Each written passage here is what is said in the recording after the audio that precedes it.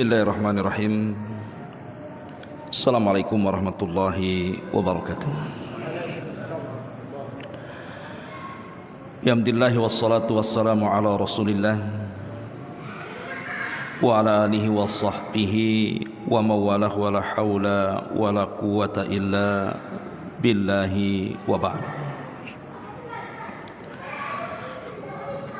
Alhamdulillah, segala puja dan puji hanya milik Allah subhanahu wa ta'ala. Salawat dan juga salam kita hadiahkan kepada Rasul kita Nabi besar Muhammad sallallahu alaihi wa ala alihi wasallam.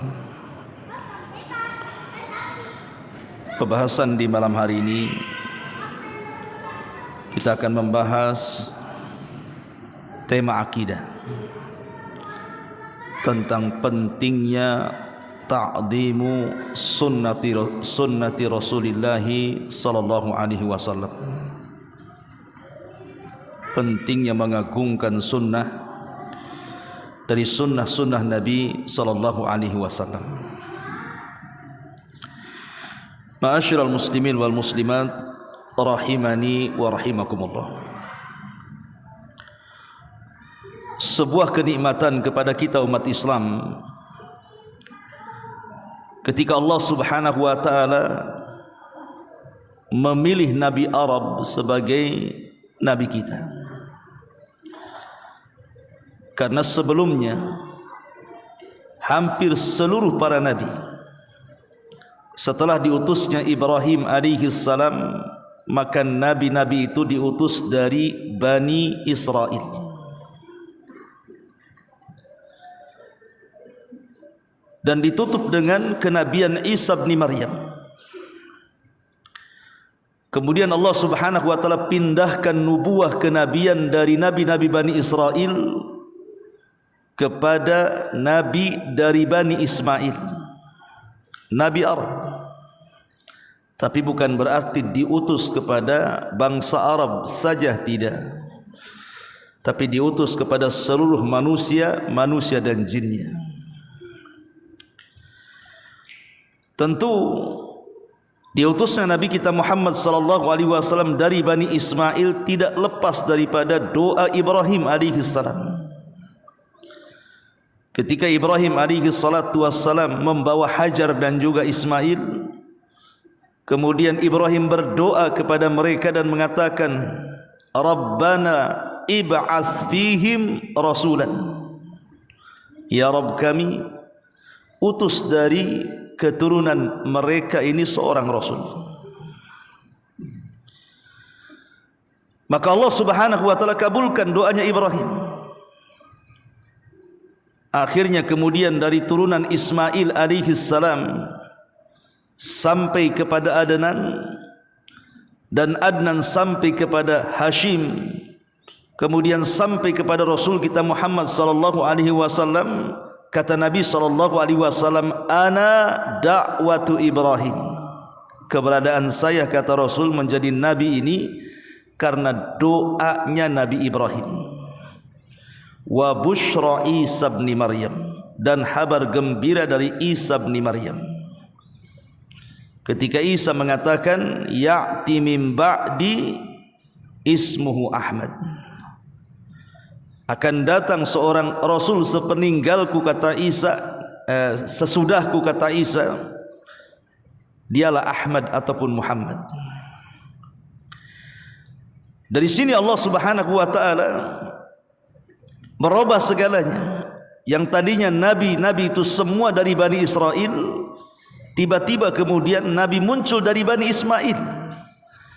Sampai orang-orang Yahudi, terutama para pendeta di zaman itu, mereka menangis ketika alamat kelahiran seorang nabi, munculnya bintang Ahmad. Tidak ada satupun wanita Yahudi yang ada di Madinah melahirkan anak. Kemudian terdengar pula di saat bintang itu muncul, di Mekah ada anak yang lahir, sehingga mereka mengatakan zahabat nubuwatu Bani Israel, telah hilang kenabian Bani Israel dan telah berpindah kepada Bani Ismail. Ma'asyiral muslimin yang dimuliakan Allah subhanahu wa ta'ala, Lah tentunya keberadaan Nabi kita Muhammad sallallahu alaihi wasallam yang patut kita syukuri adalah beliau diutus dari kalangan manusia, bukan dari kalangan jin ataupun para malaikat. Artinya ketika Nabi yang diutus kepada kita ini sama dengan kita jenisnya, dia juga manusia sama dengan kita, sehingga kita mampu untuk menirunya. Anda bisa bayangkan kalau seandainya Allah mengutus Nabi itu dari kalangan malaikat, macam mana cara menirunya? Malaikat beribadah terus, dia tidak pernah lelah letih dalam beribadah, tidak makan, tidak minum, tidak kawin. Macam mana cara meniru malaikat? Atau kalau seandainya Nabi itu diutus dari kalangan jin, sementara kalangan jin itu secara kasat mata pun kita tidak bisa melihatnya, dan kebanyakan mereka kufur dibandingkan beriman, maka akan lebih sulit lagi kita menirunya. Tapi Allah subhanahu wa ta'ala karuniakan dengan nikmat yang sangat besar. Nabi yang diutus kepada kita itu adalah seorang manusia sama dengan kita. Qul innama ana basyarum mithlukum, katakan ya Muhammad, saya ini manusia seperti kalian. Laqad ja'akum rasulun min anfusikum azizun alaihi ma anittum harisun alaikum bil mu'minina raufur rahim. Sungguh telah datang kepada kalian rasul dari kalangan kalian sendiri, kalangan manusia. Amat sangat berat ketika melihat penderitaan kalian, sangat semangat untuk memberikan hidayah kepada kalian, dan dia memiliki kasih sayang kepada orang-orang yang beriman.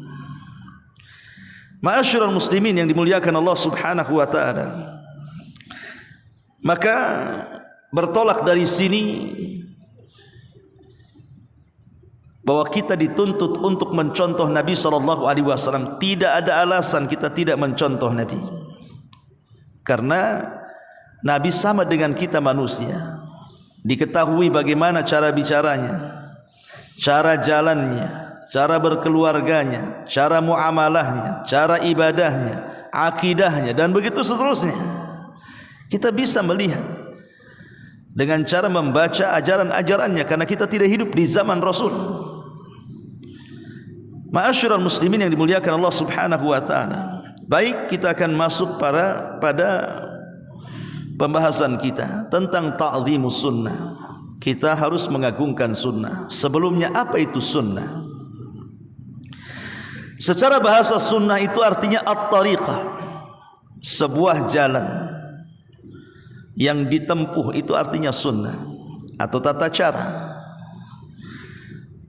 Baik jalan atau tata cara itu memang sebuah kebaikan ataukah sebuah keburukan, maka dalam bahasa itu disebut sunnah. Makanya Nabi SAW mengatakan, man sanna fil islami sunnatan hasanatan, barang siapa yang memberikan sunnah, artinya cara atau jalan atau contoh yang baik, falahu ajruha, maka dia akan mendapatkan pahalanya, wa ajru man amila biha, dan pahala orang yang mengamalkannya. Kemudian kata Rasul, man sanna fil islami sunnatan sayyi'ah, barang siapa yang memberikan sunnah, tata cara, contoh yang tidak baik, falahu wizruha, maka dia akan dapat dosa dan dosa orang yang mencontoh setelahnya.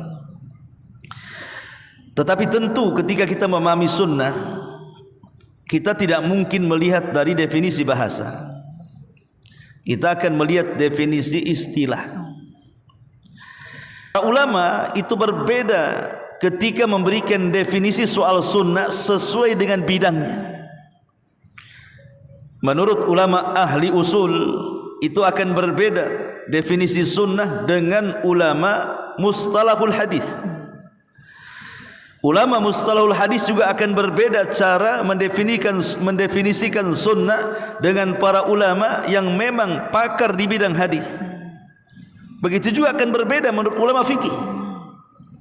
Lah ini kita harus dudukkan supaya kita tidak salah memahami sunnah. Ulama mengatakan, adapun inda ulama'i usulil fiqh, bagaimana sunnah menurut para ulama usul fiqh. hiya al-masdaru tsani lit-tashri' wa yuqsadu biha al-haditsu nabawi. Jadi kalau menurut ulama usul fikih, sunnah itu adalah syariat kedua setelah Quran. Makanya ada istilah Al-Quran sunnah. Dan sunnah itu adalah dia syariat kedua setelah Al-Quran.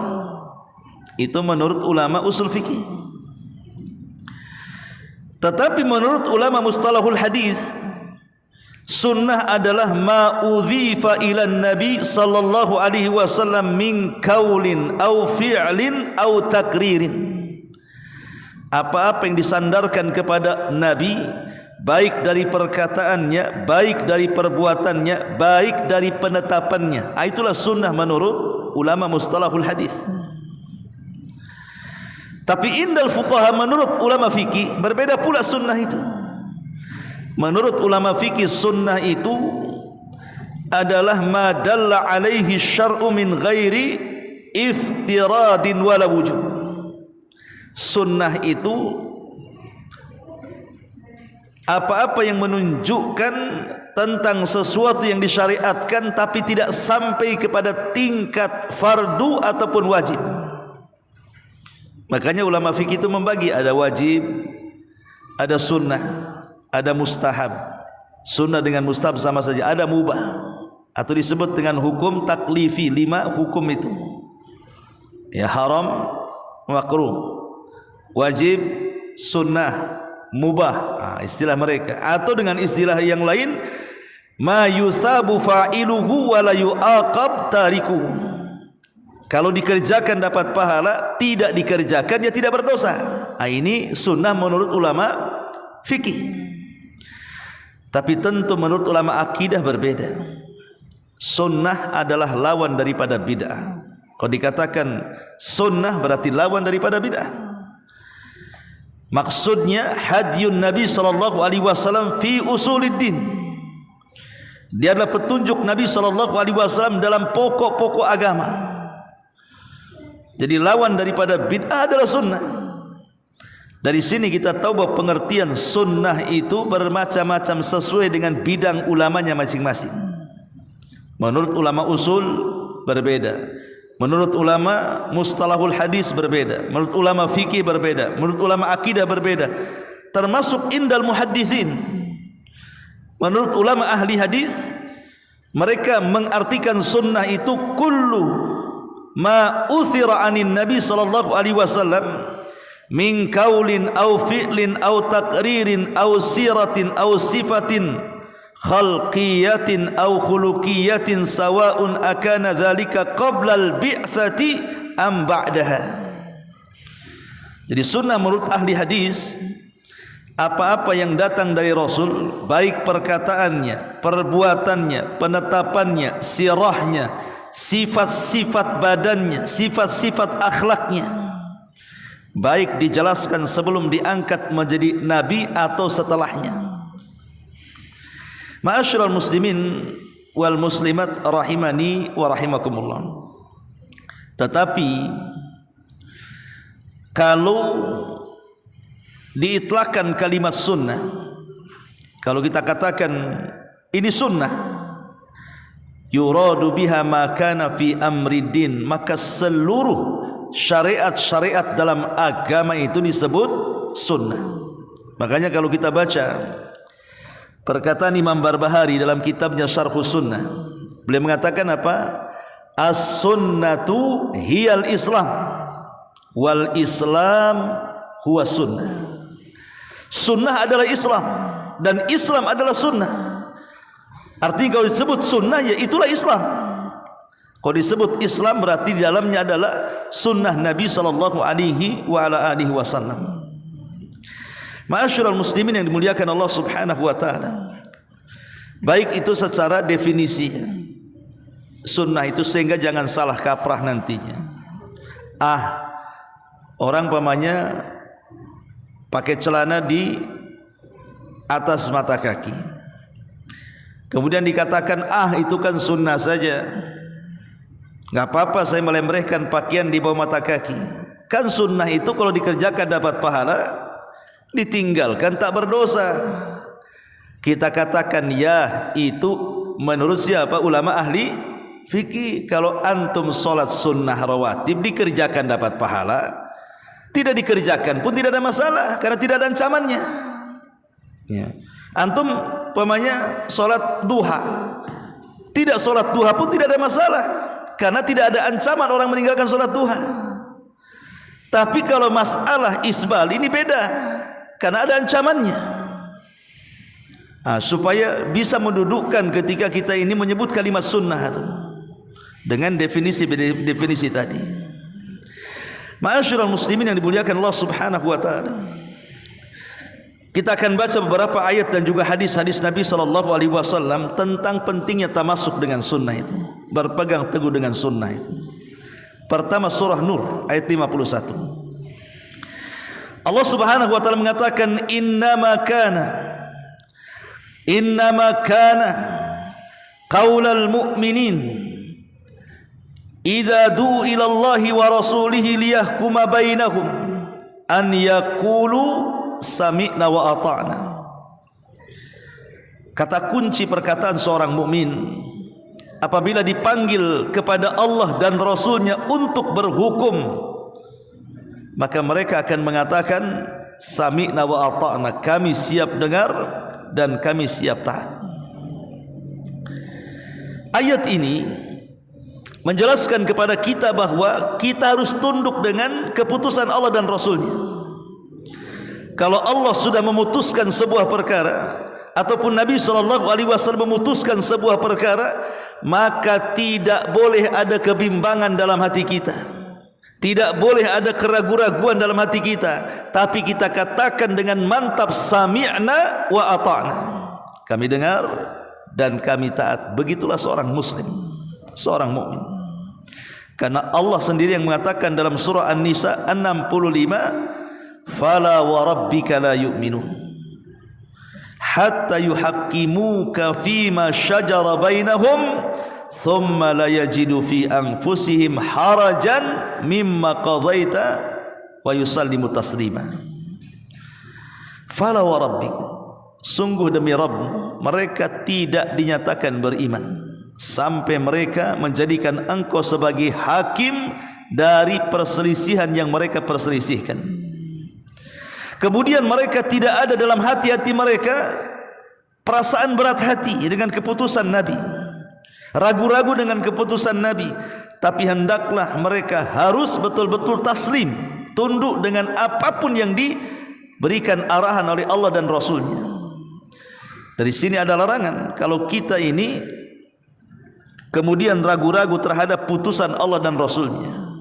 Karena dalam ayat yang lain juga mengatakan makana limu'minin wala mu'minatin idza qadallahu wa rasuluhu amran an yakuna lahumul khiyaratu min amrihim. Tidak layak bagi seorang mukmin laki-laki atau perempuan kalau Allah dan Rasulnya memutuskan sebuah perkara ada kebimbangan, tidak boleh ada kebimbangan. Kita katakan sami'na wa ata'na. Masalahnya ikhwatu fiddin, kita tahu bahwa ketika zaman itu semakin jauh dari Nabi, Anas ibn Malik radhiyallahu anhu mengatakan, sayati alaikum zaman walladhi ba'dahu syarru minhu. Akan datang zamannya di mana setelahnya lebih buruk daripada sebelumnya. Artinya ketika Nabi SAW hidup dan juga para sahabat hidup, maka itulah zaman terbaik sepanjang sejarah manusia hidup di permukaan bumi. Karena Nabi SAW mengatakan khairun nas qarni, sebaik-baik manusia adalah generasiku, maksudnya aku dan para sahabatku. Kemudian setelah mereka thumma alladhina yalunahum, kemudian orang-orang setelahnya para tabi'in, thumma alladhina yalunahum, kemudian setelahnya para tabi'in. Lah tiga generasi inilah yang disebut dengan generasi salaf. Kalau orang menisbatkan diri kepada salaf, artinya menisbatkan kepada tiga kurun terbaik atau tiga abad terbaik yang pernah ada di dalam Islam. di zaman Rasul, di zaman tabi'in, dan di zaman tabi'ut tabi'in. Ini disebut generasi salaf, karena di zaman inilah sunnah itu betul-betul diagungkan. Tetapi kemudian kemudian para tabi'ut tabi'in, kemudian berlalunya zaman semakin jauh, semakin jauh, semakin jauh. Logika ikhwan, kalau ada air berada di sumbernya, tentu air itu akan sangat jernih, sejernih-jernihnya. Tapi kalau air dari sumbernya ini sudah kemudian dikeluarkan, dialirkan, sehingga menjauh dari sumbernya alirannya, boleh jadi mungkin sudah tercampur sampah lah, sudah tercampur kotoran lah, dan begitu seterusnya. Begitulah Islam, kalau semakin jauh dari sumbernya itu, maka akan semakin banyak kemudian keruhan-keruhan dalam Islam itu sendiri. Makanya dalam hadis Al-Haud, hadis telaga Nabi SAW, ketika Nabi SAW berteriak-teriak dan mengatakan, ummati, ummati ya Rabb, kenapa kau usir orang-orang itu? Biarkan mereka minum dari telagaku, mereka umatku. Apa kata Allah Subhanahu wa ta'ala? Ya Muhammad, innaka la tadri ma ahdathu ba'daka innahum ghayyaru wa baddalu. Hai Muhammad, engkau tidak tahu apa yang terjadi dengan mereka sepeninggal. Sungguh mereka sudah mengganti-ganti sunnahmu dan sudah berpaling dari petunjuk. Artinya ketika Allah Subhanahu wa ta'ala berdialog dengan Rasul di telaganya, kemudian mengatakan engkau tidak tahu apa yang terjadi dengan umat sepeninggalmu, bahwa mereka akan merubah-rubah sunnah dan juga petunjukmu menjadi sebuah kenyataan. Dan logika pun seperti itu. Semakin jauh dari zaman Rasul, pasti orang itu akan mulai menjauh dari petunjuk Nabi SAW. Dan terbukti dengan munculnya berbagai macam sempalan daripada ahli sunnah wal jamaah. Dimulai kemunculan yang pertama kali adalah firqatul khawarij, kemudian disusul firqatul syiah, kemudian disusul firqah qadariyah, kemudian disusul dengan firqah murji'ah, kemudian macam-macam sampai kepada mu'tazilah. Dan Nabi SAW menyebutkan, sataftariku hadhil ummah ala 73 firqatan, akan terpecah umat ini menjadi 73 kelompok. Kemudian Rasul mengatakan, yang 72 itu mereka terancam dengan neraka. Maksud terancam neraka itu ya bisa masuk neraka, bisa tidak. Kalau Allah mau, Allah masukkan ke neraka. Kalau Allah mau ampuni, mungkin dimasukkan ke dalam surga. Tapi yang jelas mereka terancam dengan neraka. Yang tidak terancam itu cuma satu. Kata Nabi SAW, merekalah al-jamaah. Dalam hadis yang lain, makana ala misli ma ana alaihi al-yaum wa ashabi. Yang satu itu adalah orang yang senantiasa bersamaku pada hari ini dan juga para sahabat. Artinya siapapun yang kembali kepada sunnah Rasul dan sunnah para khulafaur rasyidin, itulah yang disebut dengan firqatun najiyah, Taifah al-mansurah, kelompok yang selamat, kelompok yang akan ditolong. Yang kata Rasul, la tazalu ta'ifatum min ummati zahirina alal haq, akan senantiasa ada sekelompok orang itu yang menampakkan kebenaran. Mereka lah firqatun najiyah, kelompok yang selamat yang disebutkan oleh Nabi SAW. Ma'asyiral muslimin wal muslimat rahimani wa rahimakumullah. Makanya kalau kita lihat hari ini, banyak perkara-perkara sunnah yang didakwahkan itu oleh sebagian kaum muslimin merasa asing dan juga aneh. Tentu kita yang mengaji seperti ini tidak heran, karena Rasul yang pernah mengatakan juga, bada al-Islam gharib wa sayaudu ghariban kama bada. Islam itu datang asing dan keasingan ini akan kembali kelak nanti. Tapi Rasul mengatakan fatuba lil ghuraba, beruntunglah orang-orang yang dianggap asing itu. Siapa orang yang dianggap asing? Orang yang mereka memperbaiki manusia di saat rusaknya manusia, kata Rasul. Lah kita hari ini bisa menyaksikan kan orang yang mendakwahkan sunnah, orang yang mengamalkan sunnah Nabi SAW terkadang apa? Dituduh macam-macam dengan tuduhan-tuduhan yang sangat keji sekali. Bahkan terkadang sebagian mereka dikasuskan, diejek, dihina, diusir. Persis seperti keadaan Nabi SAW dan para sahabat di zamannya. Wajar kalau Nabi SAW mengatakan al-qabid ala sunnati kal-qabid ala jamrah. Orang yang memegang sunnah ikhwan itu sama dengan orang yang memegang bara api. Coba ambil arang yang lagi merah itu, yang lagi merah-merah api itu, antum ambil. Seberapa tahan antum pegang tu bara api itu? Tidak akan tahan, sebentar saja antum lempar. Boleh jadi mungkin tangan pun bisa jadi kepanasan. Lah seperti itulah Rasul mencontohkan orang yang memegang sunnah di akhir zaman itu seperti itu. Semakin dipegang sunnah itu, maka semakin banyak tantangannya. Tapi kalau tidak tahan dengan tantangan itu, maka lepaslah sunnah pada diri dia. Makanya wajar kalau Nabi SAW sampai mengatakan, inna mi waraikum ayyama sabrin, kelak di belakang kalian ada hari-hari kesabaran, di mana orang-orang yang memegang sunnah seperti memegang bara api. Tapi kata Nabi SAW, lil amilina fihim mithla ajri khamsina rajulan ya'maluna mithla amalihi. Kata Nabi SAW, tetapi kalau dia bisa kuat tahan melaksanakan sunnah Nabi di tengah-tengah banyak fitnah yang mendera dia, maka dia akan mendapatkan pahala yang sama dengan amalan yang dikerjakan 50 sahabat Nabi SAW. Luar biasa ya. Jadi dakwah sunnah ini memang seperti ini akan banyak tantangan di masyarakat. Karena Waraqah ibn Naufal pernah mengatakan kepada Nabi SAW, wahai Muhammad, siapapun yang membawa ajaran yang kau bawa, illa udhi, kecuali pasti akan diuji, akan diintimidasi, akan ditekan. Makanya dakwah sunnah itu tidak ada yang mulus, mesti ada saja tantangannya. Dan kita bisa rasakan, jangan jauh-jauh, kita mendakwahkan keluarga sajalah, mendakwahkan orang tua, ini tak boleh, ini tidak ada sunnahnya, macam-macam dia ngomong sama kita.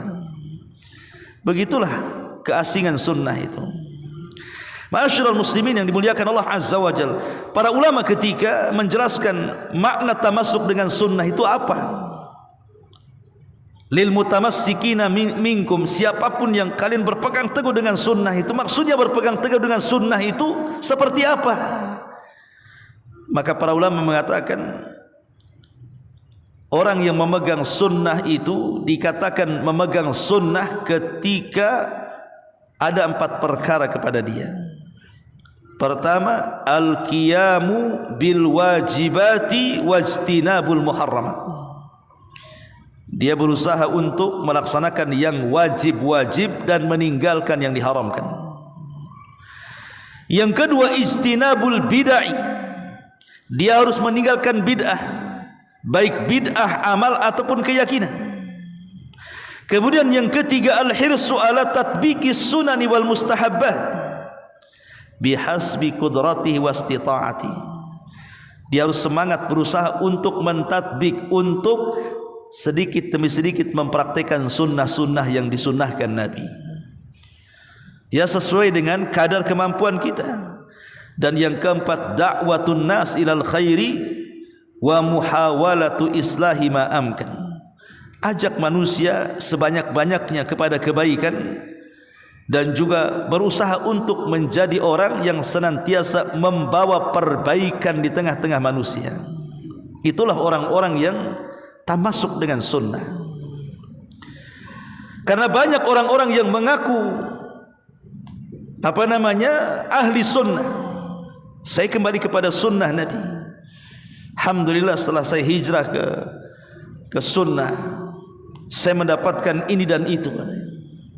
Tapi berapa banyak orang-orang yang kemudian menisbatkan diri kepada sunnah, dari segi ibadah saja dia malas-malas, Dari segi menjauhkan yang diharamkan saja masih juga melakukannya. Apalagi kita dikatakan kemudian dia orang yang tamasuk dengan sunnah, ataupun melakukan sesuatu yang tidak diajarkan Rasul. Rasul tidak memerintahkan sesuatu, kita pula melakukan sesuatu. Padahal kalau seandainya orang ini mau mencukupkan dalam hidupnya dengan sunnah Rasul, hidup kita sudah enggak ada, sunnah Nabi lo enggak selesai kita amalkan. Yang ada saja kita tidak sanggup mengamalkannya. Kenapa pula menciptakan yang tidak ada? Yang ada saja kita tidak sanggup mengamalkan semua sunnah itu, ikhwan. Antum sanggup mengamalkan semua sunnah dalam satu hari satu malam? Enggak ada yang sanggup. Ya. Mulai dari solat saja kita lihat, solat sunnah, macam-macam solat sunnah kan? Solat duhanya, rawatibnya, nafilah mutlaknya, solat witirnya, solat tahajudnya, tahiyatul masjidnya, macam-macam solat itu. Kalau kita amalkan semua solat saja kita tidak sanggup. Belum puasa sunnahnya, ada kemisnya, ada Dawudnya, ayamul bidnya, macam-macamnya. Belum lagi cerita tentang doa-doanya, zikir-zikirnya. Sebelum tidur ada doa, ada wiridnya. Nanti setelah bangun tidur ada juga doanya. Masuk kamar mandi ada doanya. Keluar kamu masuk ada doanya. Pakai pakaian ada doanya. Melepaskan pakaian ada doanya. Keluar rumah. Siapa yang sanggup? Itu yang ada loh ya. Yang ada saja kita tidak sanggup mengamalkannya. Kenapa yang ada tidak diusahakan untuk diamalkan, yang tidak ada pula dicipta-ciptakan? Sadaqah Ibnu Mas'ud.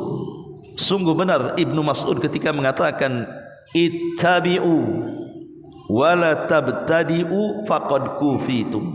Ikut saja, tidak usah buat-buat, itu sudah cukup, kata dia.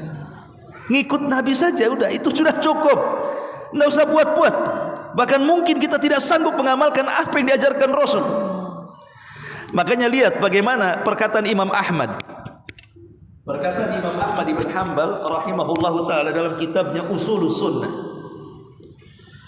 Usulus Sunnah di Imam Ahmad.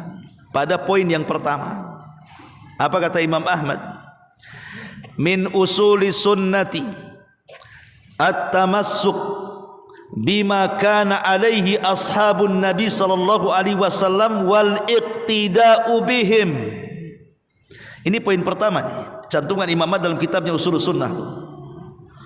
Termasuk usul sunnah, pondasi sunnah, atau termasuk kaidah ahli sunnah wal jamaah adalah at-tamassuk bima kana alaihi ashabun Nabi, berusaha berpegang teguh dengan apa yang telah dipahami oleh sahabat-sahabat Nabi.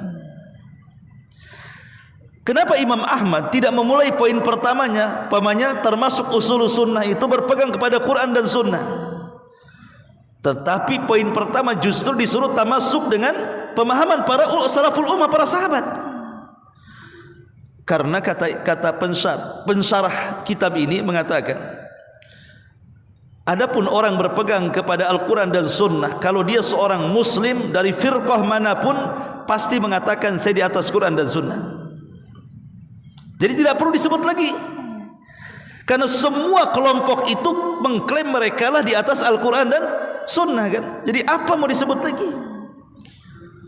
Sehingga karena itu perkara umum, di mana setiap Muslim pasti mengatakan saya di atas Al-Quran dan Sunnah. Makanya Imam Ahmad tidak menyebut kalimat ini, tapi langsung pada poin pertama dia mengatakan termasuk usul sunnah at-tamasuk, berpegang teguh dengan apa yang telah dipahami para sahabat Rasul dan berusaha untuk mencontoh mereka.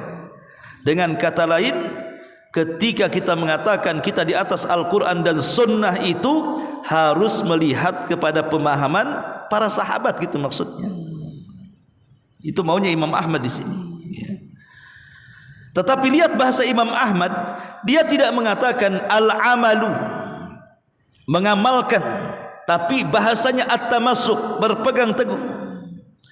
Sebab kalau bahasanya termasuk usul sunnah harus mengamalkan apa yang diamalkan para sahabat. Siapa yang sanggup mengamalkan seperti amalan para sahabat? Tidak ada yang sanggup. Tetapi bahasa Imam Ahmad tidak menggunakan al-amalu, tapi menggunakan at-tamassuk. Cukup kita ada keinginan cara beragama kita ini ingin seperti cara beragama Rasul dan para sahabat, walaupun belum banyak melakukan hal-hal sunnah yang lainnya, itu sudah dimasukkan kategori ahli sunnah. Umpamanya ada orang baru hijrah, mungkin dia belum, mungkin janggutnya masih dicukur, mungkin juga dia isbal, boleh juga mungkin masih muamalah dengan riba, boleh juga mungkin masih nongkrong-nongkrong dengan orang-orang fasik, tapi dia ada keinginan hijrah dalam hatinya, ingin mengikuti pemahaman salaf, ingin mengikuti pemahaman Rasul dan para sahabat. Kalau dalam hatinya sudah ingin berpegang kepada apa yang dipegang oleh para sahabat Rasul, maka orang ini sudah masuk pada ahli sunnah. Semata-mata seperti itu. Dari sini supaya kita jangan suka menghakimi orang. Menghakimi orang itu tidak boleh. Itulah kebanyakan kadang-kadang ada sebagian ikhwan yang kadang baru ngaji dan begitu seterusnya, dia mudah menghakimi orang lain. La haula wala quwata illa. Berarti dia belum belajar tentang kaedah-kaedah ahli sunnah. Kaedah-kaedah manhaj salaf itu harus dipelajari supaya tidak mudah mengklaim, apalagi sampai takfir, mengkafir-kafirkan, tabdi, membid'ah-bid'ahkan, tadlil, menyesat-nyesatkan dan begitu seterusnya. Karena kita ini ahli sunnah ini memiliki dakwah yang lembut. Nabi kita Nabi rahmat, ajarannya penuh dengan rahmat, dakwahnya dipenuhi dengan rahmat. Dan Islam sendiri adalah agama rahmat. Wa ma arsalnaka illa rahmatan lil alamin. Ma'asyiral muslimin wal muslimat rahimani wa rahimakumullah. Sedikit kita melihat tentang kisah-kisah bagaimana para salaf dulu itu mencontohkan kepada kita ta'zimus sunnah, berpegang kepada sunnah Nabi sallallahu alaihi wasallam. Kisah pertama disebutkan dari Amr ibn Aus radhiyallahu rahimahullahu taala. Jadi Amr ibn Aus ini mengatakan, qala, dia mengatakan, haddatsani Ambasatu ibnu Abi Sufyan fi maradihi alladhi mata fihi bihaditsin yatasaru ilaihi. Dari Amr ibn Aus dia mengatakan telah menceritakan Ambasah putra Abi Sufyan di saat sakit yang menuju kematiannya, dia menyampaikan pelan-pelan di telingaku. Qala, dia mengatakan, sami'tu Ummu Habibah tatakul. Aku mendengar Ummu Habibah mengatakan, sami'tu Rasulullah sallallahu alaihi wasallam, kata Ummu Habibah, aku mendengar langsung dari Nabi sallallahu alaihi wasallam, yaqul, dia mengatakan, man shalla itsnatai asyrata rak'atan fil yaumi wa lailatin buniyat lahu bihinna baitun fil jannah. Siapa yang menjaga salat 12 rakaat rawatib dalam satu hari dan satu malam, maka akan dibangunkan satu istana di sorga. Qalat Ummu Habibah, apa kata Ummu Habibah? Wallahi ma taraktuhunna mundu an sami'tuhunna min Rasulillah. Demi Allah, ketika aku mendengar hadis ini, bahwa siapa yang menjaga 12 rakaat rawatib akan dibangunkan satu istana di sorga, setelah aku mendengarkan hadis ini, wallahi demi Allah, aku tidak pernah meninggalkan 12 rawatib itu sampai mati. Kemudian yang mengherankannya lagi adalah perawi hadis ini Ambasah. Ambasah ini mendengar dari Ummu Habibah. Apa kata Ambasah? Fama taraktuhunna mundu an sami'tuhunna min Ummi Habibah. Kata Ambasah, demi Allah, aku pun tidak pernah meninggalkan 12 rakaat itu sejak aku mendengar hadis Nabi dari Ummu Habibah. Yang lebih mengherankan lagi adalah perawi berikutnya, namanya Amr ibn Aus ini. Dia mengatakan, ma taraktuhunna mundu sami'tuhunna min Ambasah, rawahu Muslim. Dan kata Amr ibn Aus ini, aku pun tidak pernah meninggalkan 12 rakaat itu sejak aku mendengar hadis dari Ambasah, dan Ambasah mendengar hadis dari Ummu Habibah, dan Ummu Habibah mendengar hadis dari Nabi sallallahu alaihi wasallam. Nah, begitulah orang-orang dulu tuh. Ya, luar biasa. Walaupun ini amalan sunnah, Yang dikerjakan dapat pahala, tidak dikerjakan pun tidak ada apa-apa kan? Tapi bagi mereka ulama salaf itu, mereka tidak pernah bertanya, ini sunnah menurut ulama siapa? Enggak. Pokoknya Nabi melakukannya, Nabi memerintahkannya, langsung dicontoh. Persis seperti perkataan Abu Hurairah radhiyallahu anhu. Kata Abu Hurairah, dia mengatakan, "Awsani khalili bi thalathin la ada'uhunna hatta amut." Nabiku, kekasihku pernah berwasiat kepadaku 3 perkara, dan 3 perkara ini tidak pernah aku tinggalkan sampai kematianku. Kemudian kata Abu Hurairah, "Saumu thalathati ayyami min kulli syahrin." Puasa 3 hari dalam sebulan, puasa yaumul bid. Kemudian wa salatud duha, kemudian salat duha. Wa naumun ala witrin, kemudian tidur setelah melaksanakan witir. Kata Abu Hurairah, sejak aku mendengar wasiat ini dari kekasihku Nabi SAW, aku tidak pernah meninggalkan sampai mati. Lihat bagaimana semangatnya para sahabat Nabi SAW. Bahkan disebutkan oleh Ibnu Umar radhiyallahu anhuma, bainama nahnu nusalli ma'a Rasulillah, kata Ibnu Umar, kami pernah salat bersama Rasul. Idz qala rajulun minal qaum, tiba-tiba ada orang yang salat dan dia membaca doa iftitah, Allahu akbar kabira walhamdulillahi katsira wa subhanallahi bukrata wa asila. Kan doa iftitah kan macam-macam ya, ada Allahumma ba'id baini, ya kan. Nah, salah satunya juga ini. Kata Nabi SAW, manil qail, siapa yang ngomong tadi? Siapa yang ngomong tadi? Kemudian ditunjukkan, fulan wahai Rasul yang sedang salat. Apa kata Nabi SAW? Ajibtu laha futihat laha abwabus sama. Aku takjub dengan bacaan itu, sekarang pintu langit sedang dibuka lebar-lebar karena bacaannya.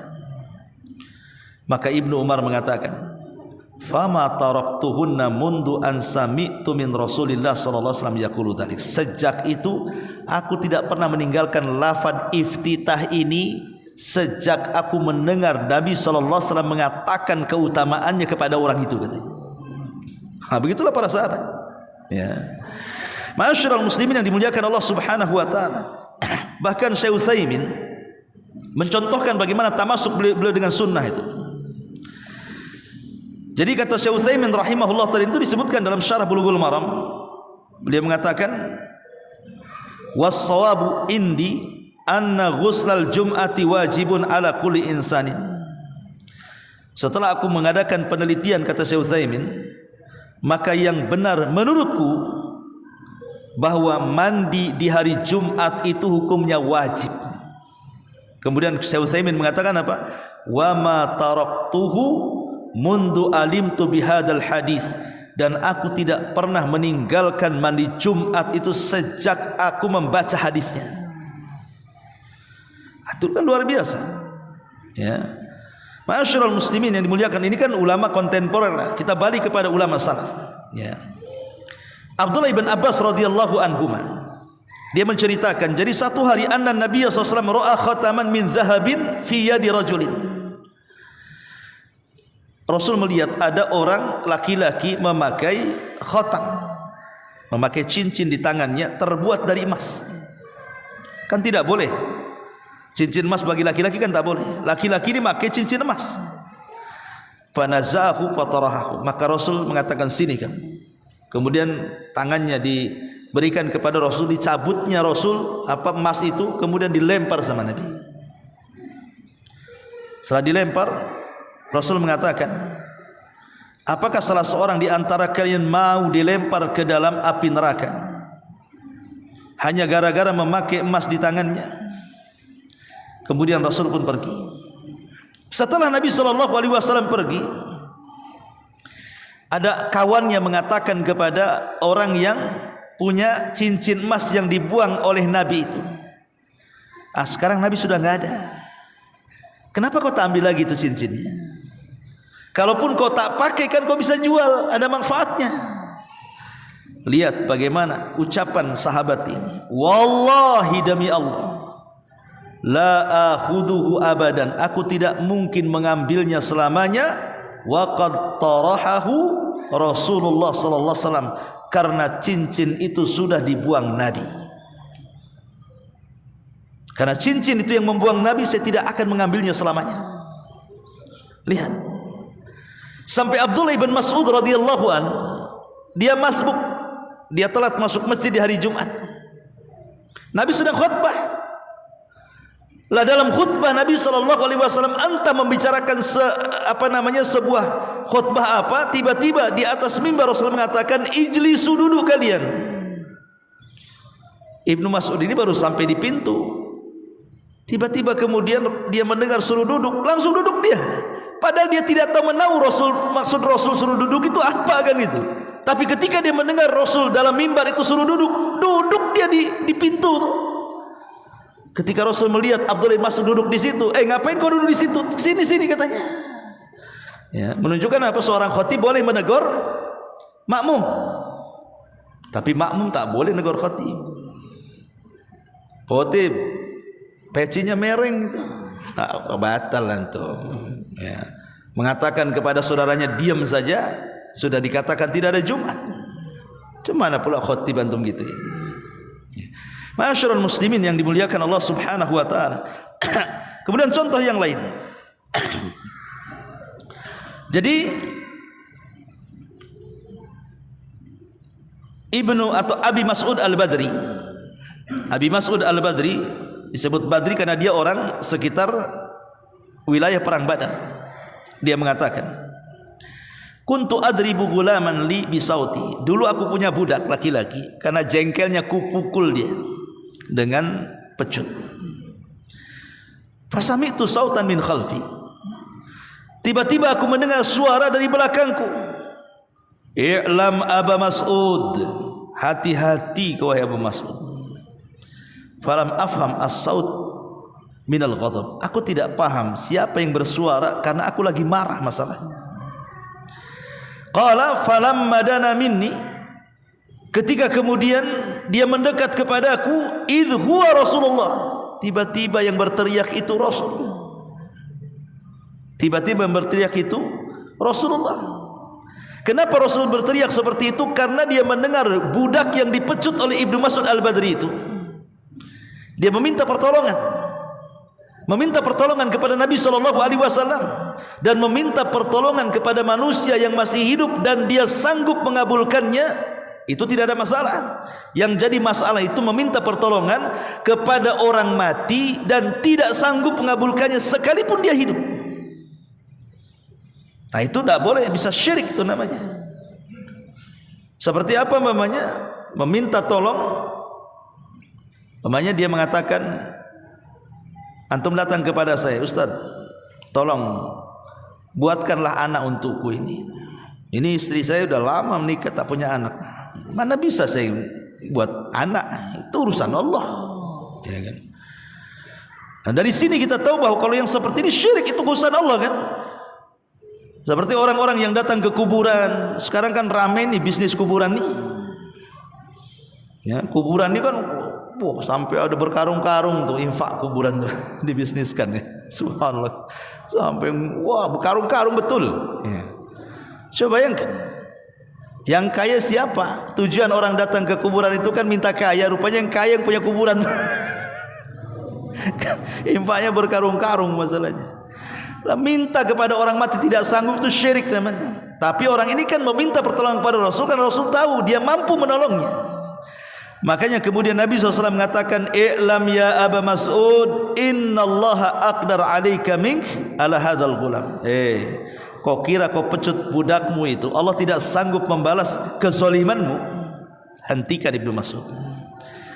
Maka dia pun kemudian menghentikan. Pas dilihat Rasul di belakang dia, kaget, kemudian dia minta maaf. Dan setelah itu dia mengatakan, wallahi la adribu mamlukan ba'dahu abada. Setelah itu aku tidak pernah memukul siapapun dari budakku selamanya sampai mati, sejak aku ditegur Nabi. Nah, gitu ya. Nah, itulah mereka ketika tamasuk dengan sunnah Nabi sallallahu alaihi wasallam. Sudah ya syaitan. Taib, benar-benar manfaatnya. Subhanaka bihamdika asyhadu an la ilaha illa anta astaghfiruka wa atubu ilaik.